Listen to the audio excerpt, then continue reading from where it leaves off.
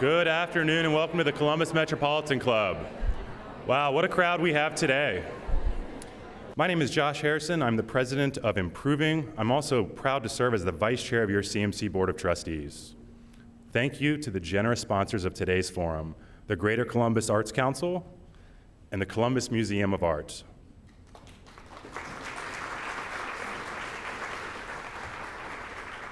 And thank you to our gracious host, the Ellis, for its generous support. We're also grateful to the Center for Human Kindness at the Columbus Foundation and the Columbus Dispatch for presenting our live stream, being carried right now on CMC's social media platforms. Let's now thank everyone for supporting today's forum.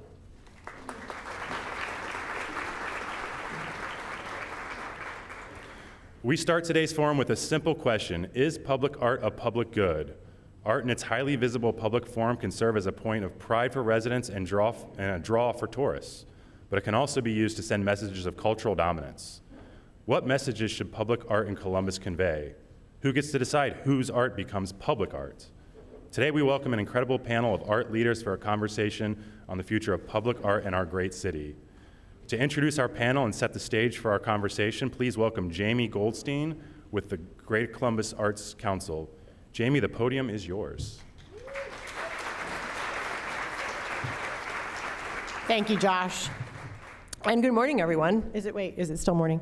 I'm so delighted to be here with you today to talk to this oversold house about public art. We're very, very excited about the work that we're doing.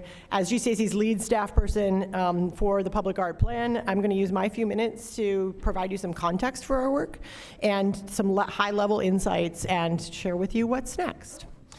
First, and very, very importantly, many, many thanks to the City of Columbus, Franklin County, and Franklin County Commissioners for helping us to fund this effort, and to Lord Cultural Resources for their outstanding work on this plan.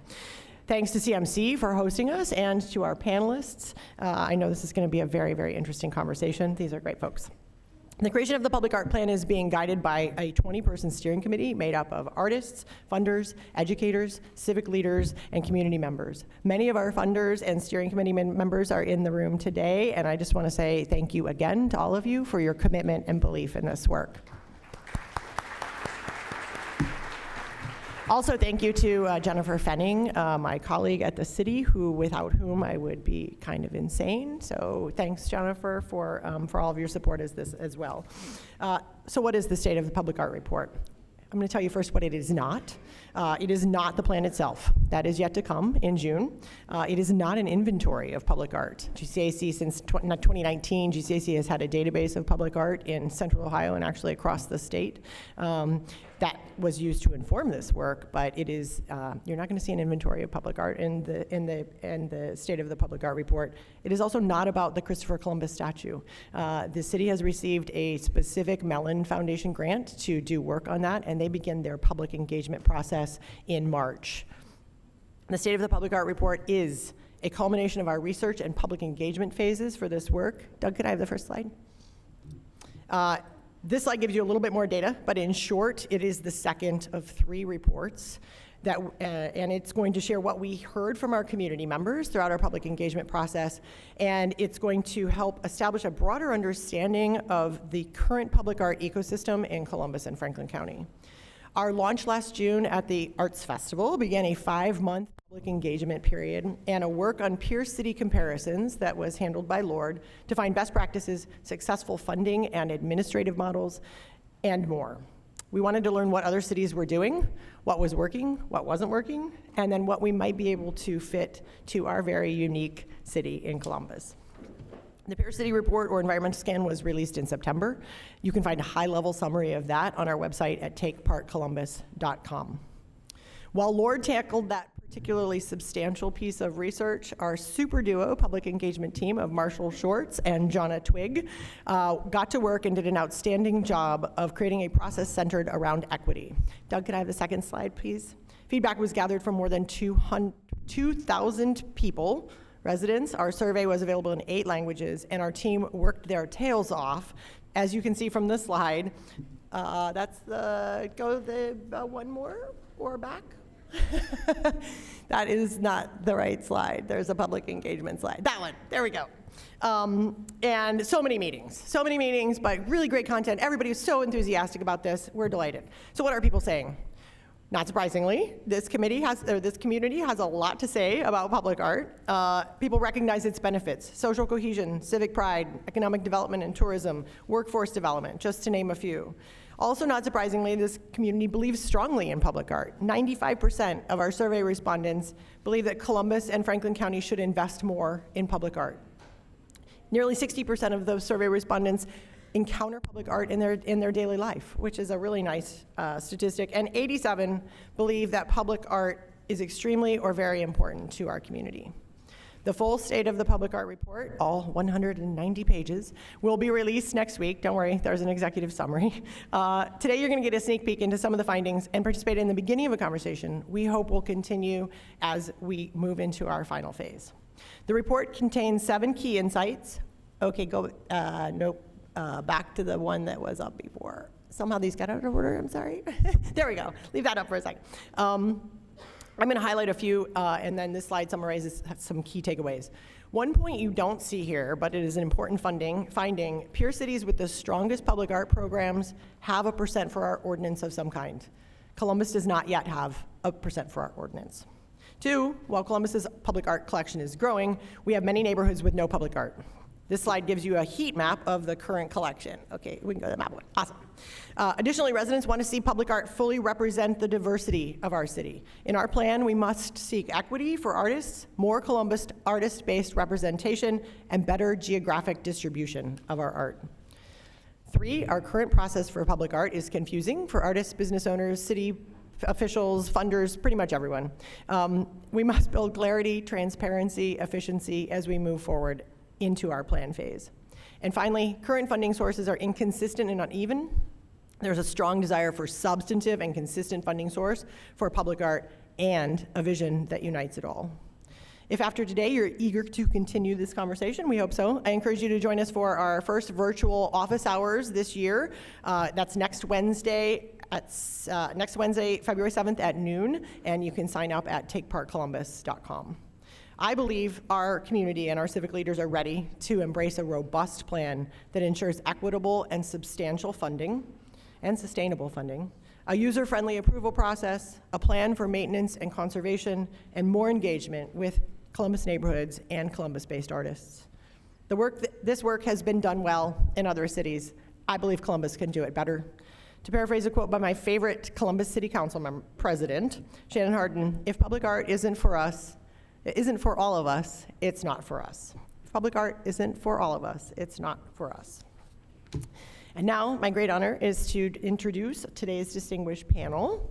Please help me welcome Adam Brouillette, artist, muralist, and public art advocate. Celeste Malvar-Stewart, fashion designer and performance-based public artist, adjunct faculty with Columbus College of Art and Design. Marshall Shorts, creative-in-chief of Artfluential and creative director of Ohio Organizing Collaborative. Both Celeste and Marshall are also on the GCAC board. Shelbi Toone, public art commissioner and project manager of the Poindexter Village Museum and Cultural Center, and our moderator, Corey Favor, senior director of community engagement, talent, and culture for Orange Barrel Media. Corey, take it away.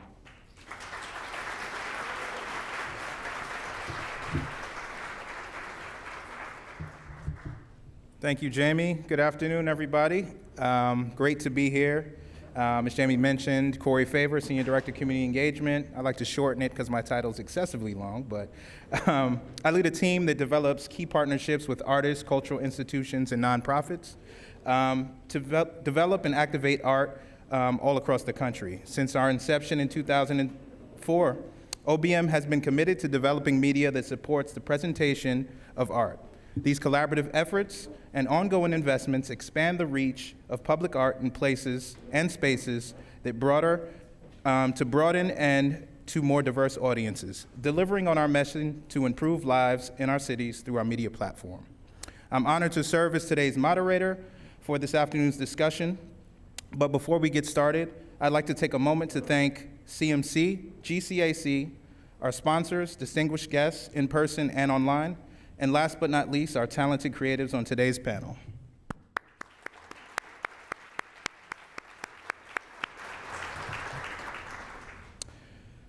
Public art can create a stronger sense of place and identity while connecting communities. Public art can also act as an intervention in social changes and foster social inclusion in cities. But how do we measure its impact and its good and what it's doing for our communities?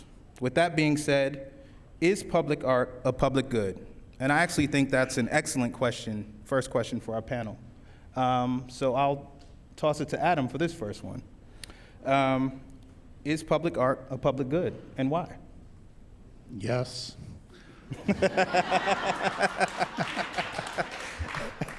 I'll kind of say something that I was thinking about before I got here. I think the biggest thing is to stop thinking about artists as people that just paint pictures and write songs, and start thinking about artists as people that are trained to critically analyze the world around them, to think about things in a different way, to dissect things, to take them apart, to put them back together again, and show people what could be or what should be. And when you're talking about social change and things like that, there's a ton of work to do.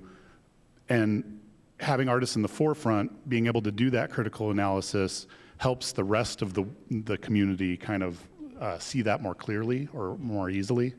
And I think that as a service is probably more important than all of the things that are mentioned about economic development and, beautification, things like that. I think that by and large, the world needs to start looking at artists as a critical part of a thought system, not just a beautification system. Would anybody like to add to that? I'd like to move off of that as well, what you said, Adam. I think also, when you talk about artists being a certain set in the community, we are the public as well, right? I enjoy public art, and I create public art, but I enjoy all of your art. I think it's important to think of what is the public and what is good. I had to look up the word good because in Filipino we have 3 kinds of good. So it encompasses, I'd like to encompass all of the good, the value, the humanity, the economic aspect, and also who is the public. Being a sustainable designer, I really think of the public as every living being. So it's not just fellow humans, but I think about the little animals and everyone who's living in our environment, and I think about how my public art would affect everyone and the environment as well. So I think we're public too. Yeah, the only thing I'll add is, I don't think that's a question just for the panel. I think that's a question for the public. If I was to judge based on this room and selling out the tickets, I would say yes.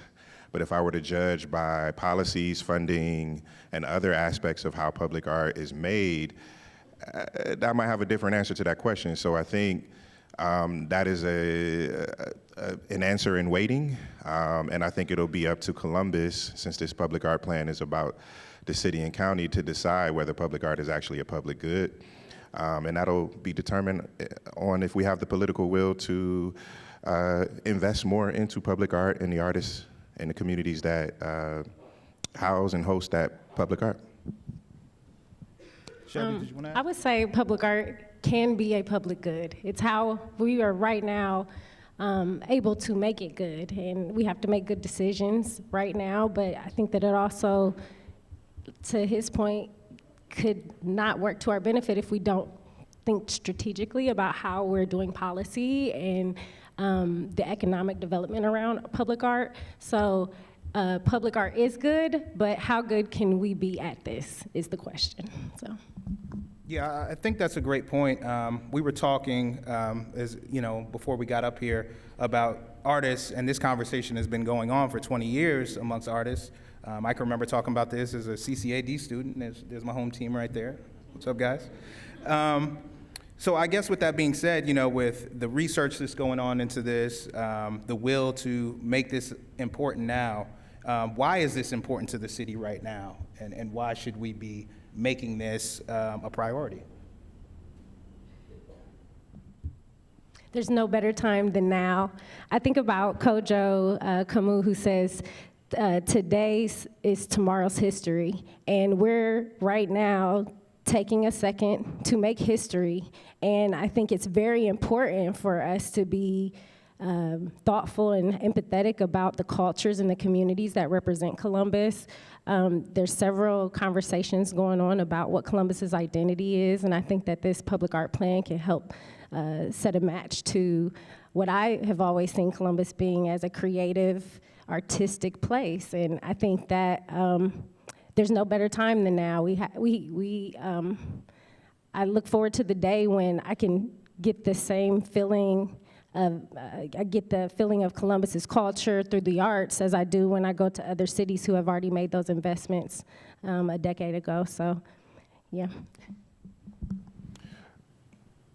I think there are political reasons as to why it's happening now. That's the, kind of artist cynicism question or answer.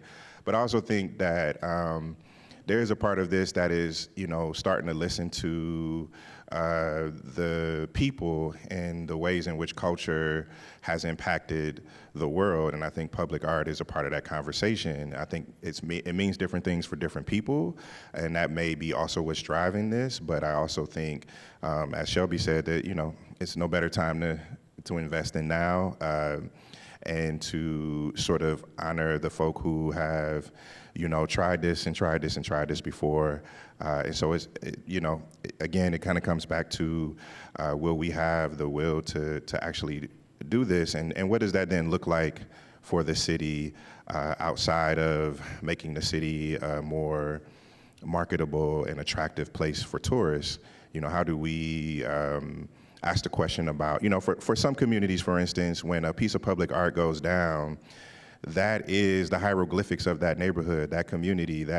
So it means more than just taking pictures. So I think we should be interrogating why now, actually, and then really looking at how we invest more into communities. That for many, public art was, and that erasure has been devastating and a sign of what Columbus actually has shown that it cares for. I agree with Shelbi and Marshall. I think also, yes, now, because we're at a point now as well where we're able to communicate through public art, and we have so much to say in the city. The public here has so much. I mean, we can look at the statistics, and we all want it, and we have so much to say, and we're trying to build our identity as a city, and it's such a great mechanism to build it through public art. And I'll go back to what you said in the lead up.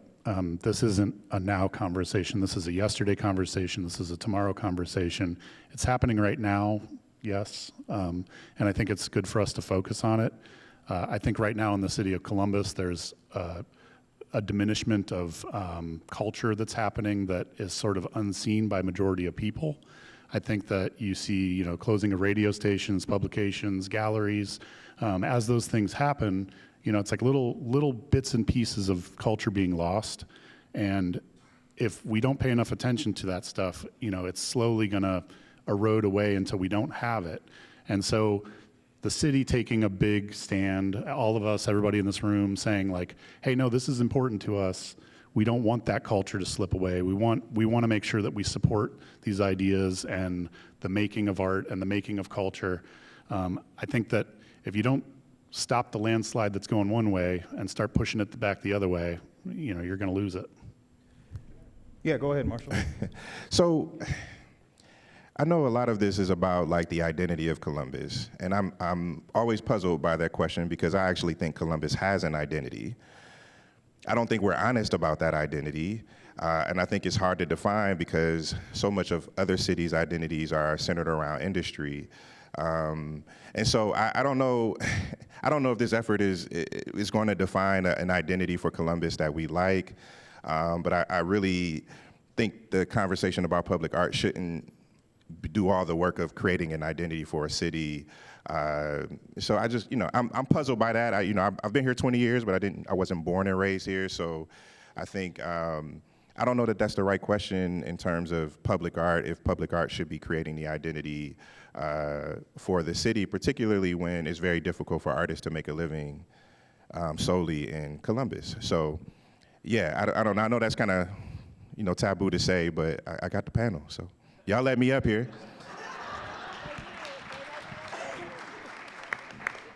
Can I, because I mentioned identity, so no, but I do agree with that. I think, though, when I first moved here, and when I moved here in 2012, I didn't get a sense of the identity of the city and the art in the city. And also, having a fashion background, I see fashion as art, and I didn't even see a place for that in the city. And now we're doing a great job, with CCAD here and everything, we're doing a great job to diversify this idea of art and communication, and through fashion as well. But I think it's not so much, I agree with you, Marshall. I said identity earlier, but I think it's really communicating what the city wants to say, right? And it's hard because we're all so different, and the public is so diverse. But I'd love to see that diversity translate into public art. So maybe it's not so much our identity. I mean, you're right. It seems, we must have an identity, right? Oh, we do. This is what happens when you get a group of friends on a panel. So, But with that being said, how do you envision this work and the art? How can it help with ongoing education about community, neighborhood, culture, and history? I guess when I think about that, even thinking about what you just said, Marshall, Columbus represents communities, plural, and there are several communities within it. Shout out to Miss Rita, we just talked about this. So it's really an opportunity for these communities to tell their individual stories that make up the bigger Columbus community. Public art gives us an opportunity to, preserve these stories of the past, not just the history that we're told, but even the stories we're making today. And I think that every time we see a public art piece or something go up, it's an opportunity for not just, beautification and conversation, but actual preservation, pride, storytelling, and all the great things that make up a community. So I think this process is helping us to be able to articulate who we are, and public art gives us an opportunity to communicate that to visitors and different people. Personally, have an opportunity to kind of lead this Poindexter Village Museum effort. I can't see this successfully being done without creative space placement.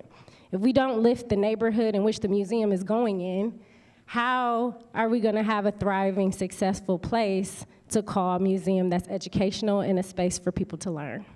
So I think it starts first there, and just knowing that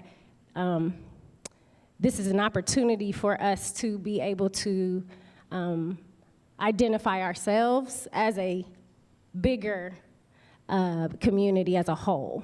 And by having these individual communities have an opportunity to, carry out public art and public art opportunities within their spaces. I'll say that I think that public art shouldn't be the answer to the question. It should be the questioning. That education is questioning, that public art and the things that culture is bringing to the community should get people to think about who are we, what are we doing? And I think that the more that question can be asked, the easier it is to get people to understand the environment that they're in. So rather than answering, here's what Columbus's identity is, instead ask the question over and over and over again until you get a lot of answers. You hear from all the neighborhoods, you hear from the different people that are around. Anybody want to add anything? Okay. All right. Shelbi, I love what you said about community. Is there a difference between community art and public art? Absolutely. And what are your thoughts on that? Absolutely, I think so. I personally think public art and community art is different, probably just because I do both. Community art allows the community to be the artist, right?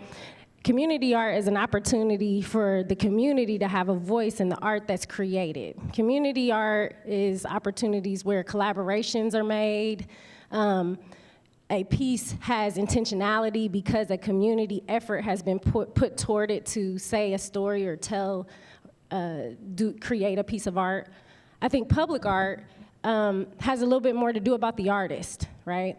Public art is about what that art piece is by that artist or by the intention of the reason why you created the piece. I think, for example, I can create a public art mural through a public art opportunity. If someone gives me an opportunity to create a Nefertiti Africa, because that's my identity, I create that public art piece. If I get reached out to from a community group and they want to do a mural for COVID, that has to require input from the community. That has to require discussion and conversation. It has to require a community's input and approval.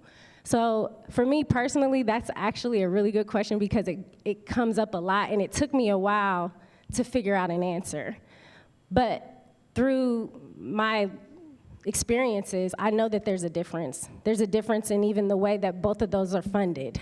There's a difference in the way people see it. There's also a difference in people understanding the power behind the tool. I noticed a lot of times people say community mural, and it's an artist did it, and it's public art, you know? But then I'll notice too, they'll say, oh, this is public art, this is a public art piece, and it's been curated by the community for the community. So to me, it's different, and they're a little more, you know, experienced in the mural game, but for me personally, I found as a muralist that there is a difference. So. Shelbi, I completely agree with you. We both said absolutely at the same time. But I think to add on to that as well is I feel like community art is accessible on a different level than public art because public art is so generalized, right? When I create something as a public art piece, I think on a more generalized level. Because even though I'm creating something with a message and trying to communicate something, I have to think about the public in large. Whereas if I'm creating something for a community, you know, like you said earlier, different communities have different cultures. How do we relate? How do we communicate? How do we become more accessible to that specific community, right? And we're all different. We have different communities. So I see them as very distinct. I think they're both really, really important. And I think the impact is just on different levels. So it's almost like apples and oranges, but they're good fruit, nevertheless. With that being said, what role can public art play in preserving or challenging dominant narratives and power structures within our community? Sorry, I feel like everybody gasped when I put the mic up. What is he going to say? It depends on the relationship with the audience. It can play a lot of roles. For me, public art is often, I think as Adam said, an entry point into the conversation. It is asking us questions. As a designer who makes objects and symbols every day, I don't know that public art it can do everything that we are asking of it, but I do think it plays an integral role in asking, critical questions. It can be if it's used in that way. It could also be a tool for pedagogy and education and all of the things, right? But that often depends on if we are just thinking of this as ornamental and window dressing, or if we are looking at public art as a part of our civic cultural infrastructure, right? Which puts it in a different space that makes it more essential. And so, yeah, I think it can do a lot of things, but a lot of things we have to do as a people, as a community, that, public art is just not gonna do for us. And that is a call to action. Can I think at the heart of art is the conversation, is the opportunity to engage and move things. And I feel like I've literally watched Columbus through art start to have conversations. And what I think is happening is now there's this thing, will art solve our problems? I don't think art will solve our problems, but it will always remain an opportunity. It will always remain an avenue for us to create discussions. It will always be another opportunity to get it right or to bring more voices to the table or to, so I think there's a lot of pressure on the plan, I think, but I think there is a lot of work that has to be done, like you say, just through the people, but using art as the tool that it's always been to create these conversations, to make issues more visible, to, another thing too is public art isn't just visual art, right? And so just being creative in the way that we're thinking about the arts as a whole, it's always gonna remain an opportunity for us to move things forward. Let me just add real quick. Public art can also be representative of our problems. It's not just always, showing the good side. A beautiful mural could be representative of something happening in the neighborhood, right? So I want to be clear about like the function. And then two, when I say entry point, I kind of just say that and I don't think give context to it, but somebody drew the chair you're sitting in started on a piece of paper, right? The car you drive, right? The building we're sitting in. And so I think if we broaden the conversation about art in general and public art is a part of that conversation, then we can really start to see it as a functional benefit for our city and community. I think, yes, that public art isn't always beautiful because what we want to communicate isn't always beautiful, but it's important. And one thing I learned when GCAC did Art Spot, spearheaded by Jamie Goldstein, I had so many people come up to me saying, oh my goodness, your fashion, I've never seen fashion in this way, and 24/7, right? They could just walk up to the window at midnight and see this piece of what they see as fashion that was really addressing a sort of tenuous topic, right? I was addressing how we're losing insects in Ohio. And it's a global problem. So, but then it was still beautiful. So I think like that word good again, right? It doesn't necessarily mean it makes you feel good or that you think it's attractive. It's that good, it's that I can't think of the word in English, but it's like the foundational good for all of us that I think we can do through public art, and we have done it. And I think there's power in that. But yeah, we can't solve everything through public art. Adam, did you want to add anything? I'll just go back to saying the same thing. There's questions, I think about something like the project that Shelbi and I worked on at Easton. Easton Town Center comes during the Black Lives Matter protests and says, hey, we want to do something to support the cause. We don't know what to do. And I'm like, well, I'm a white guy. I don't know what to do. So we go and, talk to people that do know what to do. And Easton sat and listened. And the choice was to honor an elder in the community, get a painting by Wally Neal, repaint it, give money to Wally's foundation. And does that solve the problem? No. But does that have people that are in positions of power at the mall, essentially listening and saying, hey, we want to try to do the right thing? It doesn't solve the problem. It bends the needle in the right direction. And I think that the more we can do that, the better public art can affect the community. Thank you. We'll move into questions from our live stream and in-person audiences in just a few minutes. If you have a question, please make your way over to the microphone now, which is in the back of the room, I believe. If you're watching online, please type your questions into the chat. Before we take audience questions, I'd like to ask one more question from our panelists. How do collaborations between artists, businesses, and institutions support the public art ecosystem? Too deep? Yeah. Okay, sorry. I'm just messing with you guys. Pay the artists. Pay them a lot of money. I can say it again. How do collaborations between artists, businesses, and institutions support the public art ecosystem? And this question is really around everybody that's in this room, in tune for this discussion. How do we work together to make this a reality?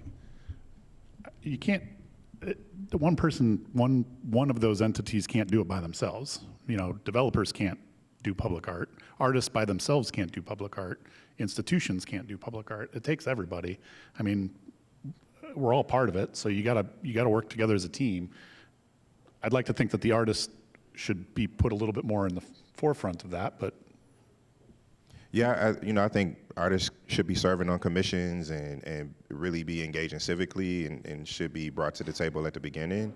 I think that's true collaboration, and as Adam said, funding can come from everywhere, and that's a big part of this question around public art is how is it going to be funded and sustained.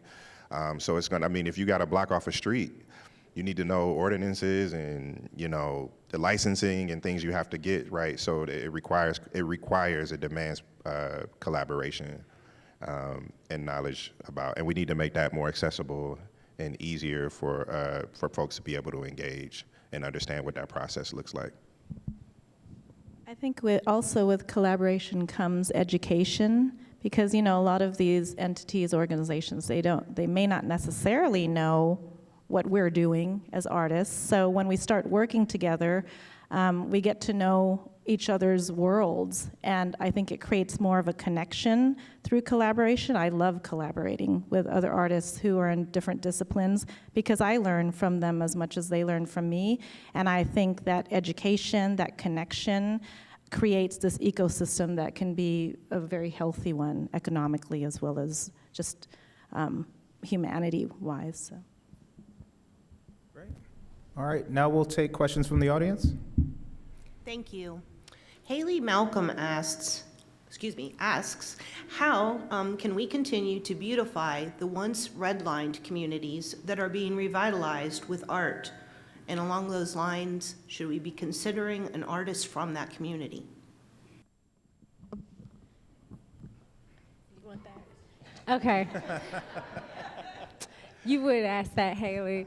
No, I think it's really important to start telling these stories now. We have shown that we have empathy for the redlining history, so let's carry that out in actually uplifting these community stories. And again, public art not solving the problem just gives us another opportunity to tell these stories.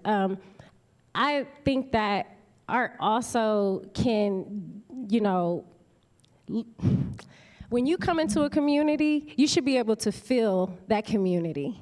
And art has an opportunity to help you feel communities, learn history, and just get a taste of the folks that make up, these neighborhoods that make up the bigger picture. And I think that for the museum, particularly at Poindexter, for us, it's really important that we start to look at that neighborhood around us and lift this historically Black community that it's always been and tell those stories through creative space placement, rejuvenating old stories and murals and things that are already there, and bringing life to a place that we say we care about and really showing it. So I think that we have a lot of opportunity in doing that in a lot of communities in Columbus. I live in a historically redlined community in Columbus, and the question about redlining and can public art or help to revitalize, yes. However, the beneficiaries of that revitalization are often not the people who have been neglected in those areas for decades.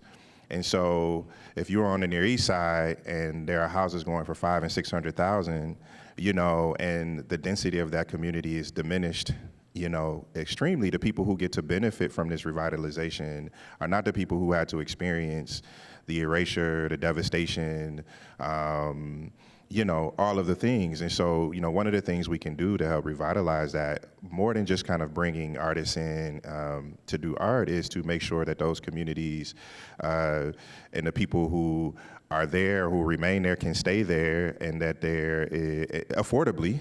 My taxes went up, doubled this year in my neighborhood. So, I think that's a part of the question too, that it's not just about art revitalizing or helping to beautify a community. There were people here who don't get the benefit of whatever that revitalization is happening. I think that's a part of the question too.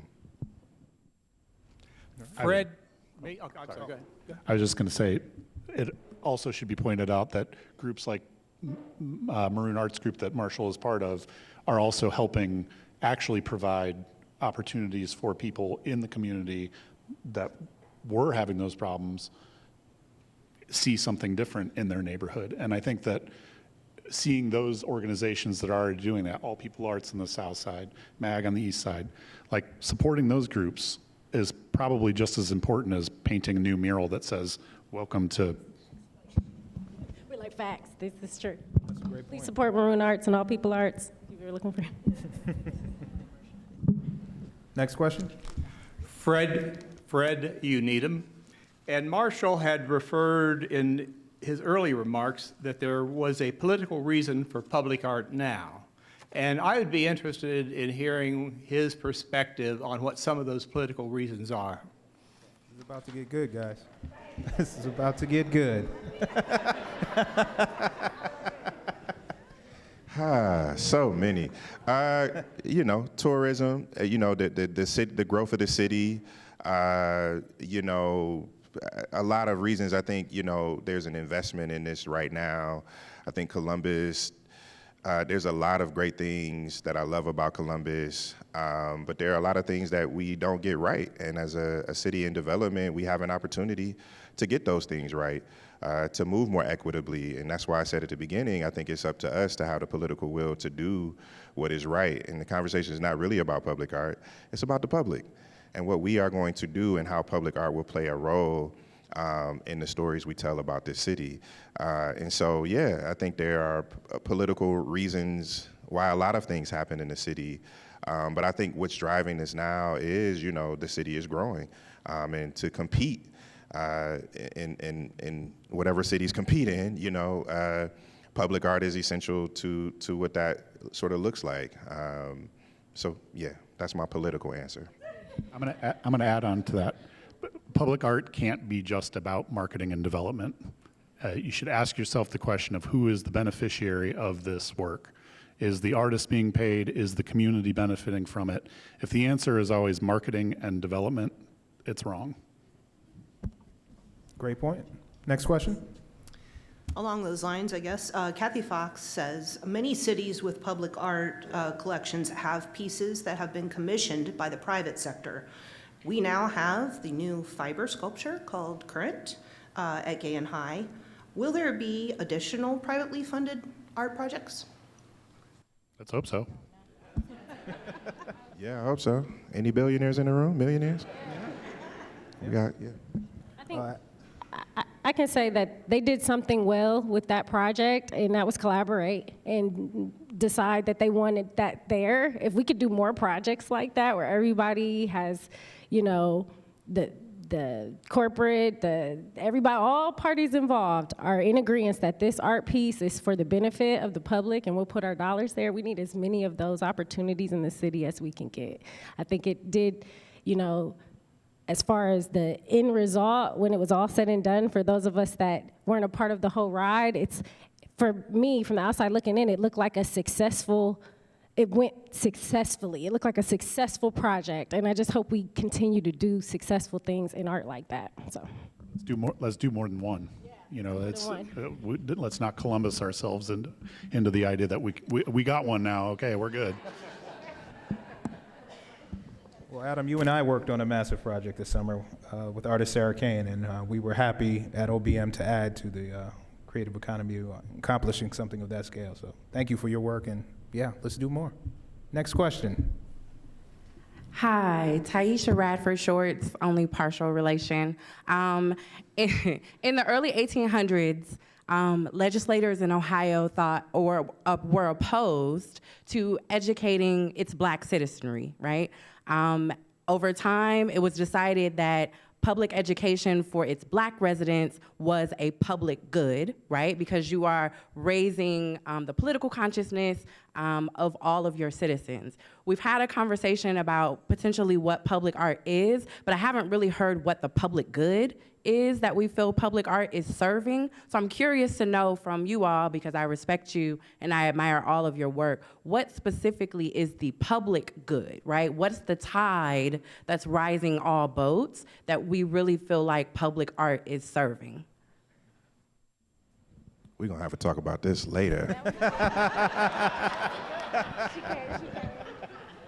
I'm going to say what I've been saying again. Like, it's asking questions. It's making sure that we are using public art as a way that we can, think about things in a different way, dissect them, reanalyze them, put them back out.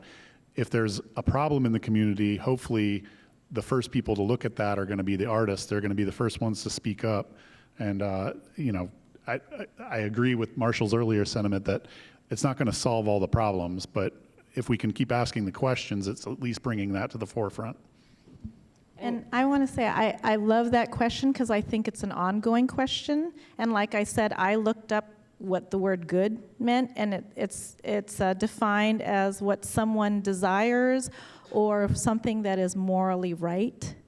So those are hard things to reach. So I think we have to, keep asking the question and keep thinking about it and continue to define it as well.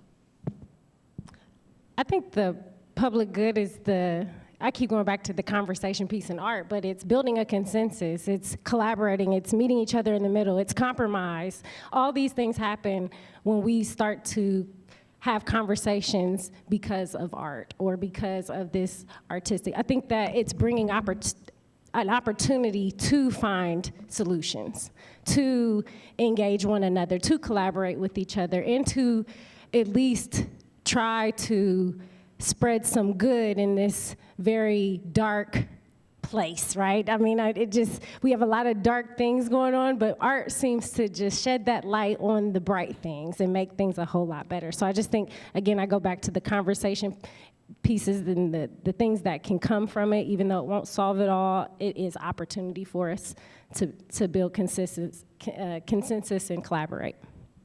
Yeah, I think there are some functional benefits that the report will point out. There is economics and things like that, placekeeping, placemaking, that help communities. On a personal level, I think I've seen it be transformative in a neighborhood that I live and work in, and we have a walking mural, and for so long, art in our communities has not been directly accessible or not invited.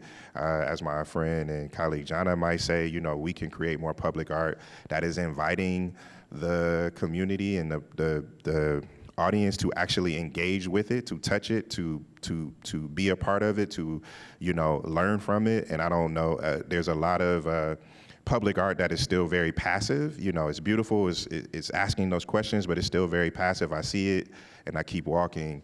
In what ways are we thinking about public art that is actually trying and intentionally trying to engage the public in a discourse that shows possibility in a community, and what that community can be. We've had people come to our box park on the Near East Side, where people were and start painting or save lives, right? People were like, well, I was going to rob somebody today. Like, these are real stories. I have these real personal stories where us being centered in the community and of the community is actually helping, and they look out. The community then and returns that favor and looks out. So I don't know if that directly answers your question, but yeah. Okay, a quick side note. We're going to try and shorten our answers because we have a lot of lovely people with questions. So this is going to be like a fire round. Would the artists like to share where we can see their artwork? Good question. Self-promotion, guys, come on. Please come to the Discovery District and Block Fort Gallery. We paint murals on Lafayette Alley, and I'd love for you to see what we have down there.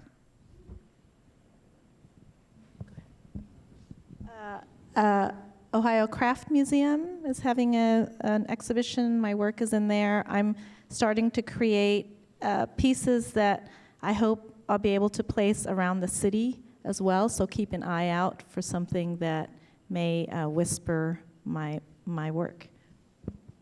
Yeah, I'm personally not hard to find. I'm on social media, Mr. Shorts Creates.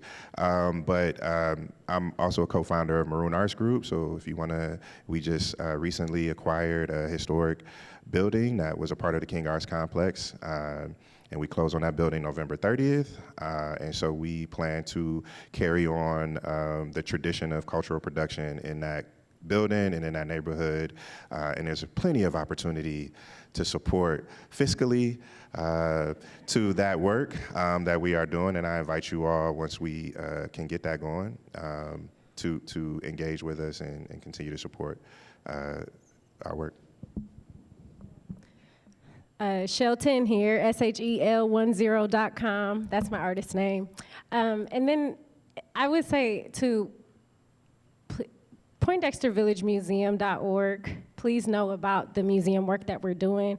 It is, the Near East Side is rich in arts and culture historically. And so if you visit Poindextervillagemuseum.org, you can get a little more information about the future of that museum as well.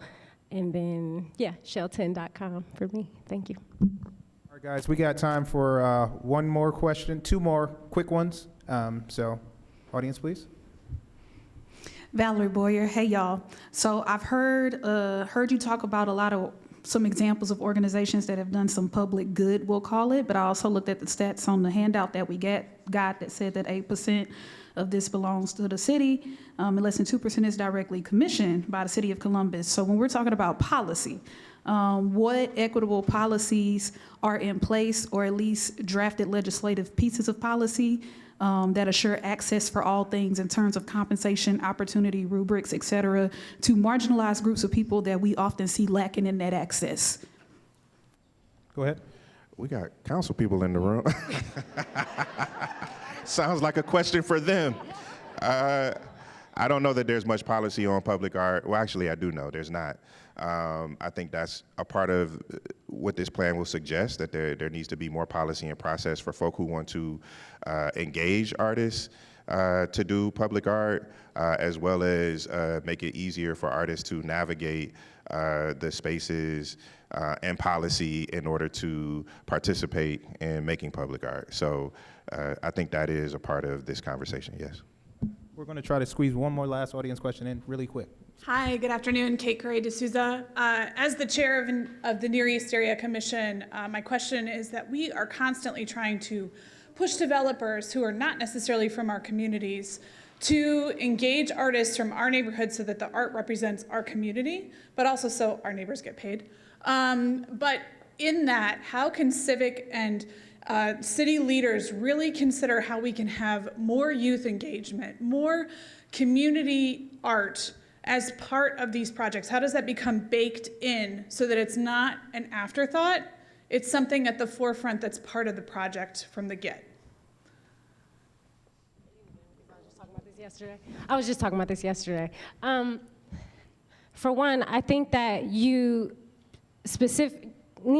has done really well at trying to make sure developers incorporate public art and use artists specifically from the community. And I do, hats off to the commission and NEAC for those things. But I do think there needs to be more guidelines and support around what you can be giving these developers as far as support for finding artists and using artists within the community.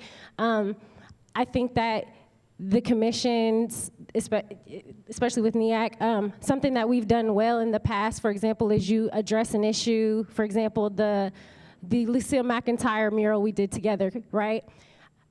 That was an opportunity where we came together, we had community come in, and it is a mural that's up. Now it's being vandalized, right? So there's no policy support or anything in the maintenance of this mural or the upkeep of this mural. And so now it's on the commission, right? Because you guys are so committed to your mural to figure this out, and there's not enough around educating you on how to upkeep these artistic projects and upkeep these initiatives. So I do think, back to the public art plan and the things that are happening right now, there's no better time than now to have these discussions, and what we're creating is support for you, right, through the public art plan, so that you can have more guidelines and understanding of what artists' opportunities are, needs, what public art actually is, the different opportunities we have in it. And so I hope that helps answer your question, but I do think that the public art plan will help support and solve your answers. Well, thank you guys. This has been a great discussion. A round of applause for our amazing panelists.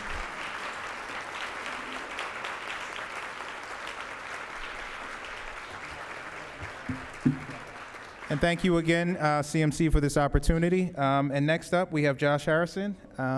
But thanks again. Thanks. All right, thank you.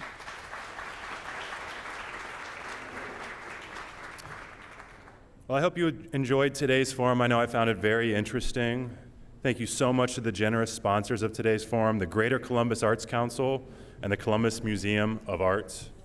We also want to thank the Ellis, our online seat patrons, and the Center for Human Kindness at the Columbus Foundation and the Columbus Dispatch for presenting today's live stream forum.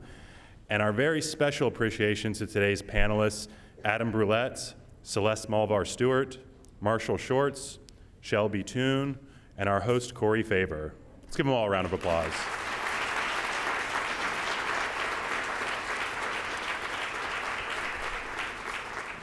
Please register now to attend next Wednesday's forum, Addicted to the Game. Did Ohioans win or lose by legalizing sports betting? Thank you again, everyone. We could not do this without you. Have a great afternoon.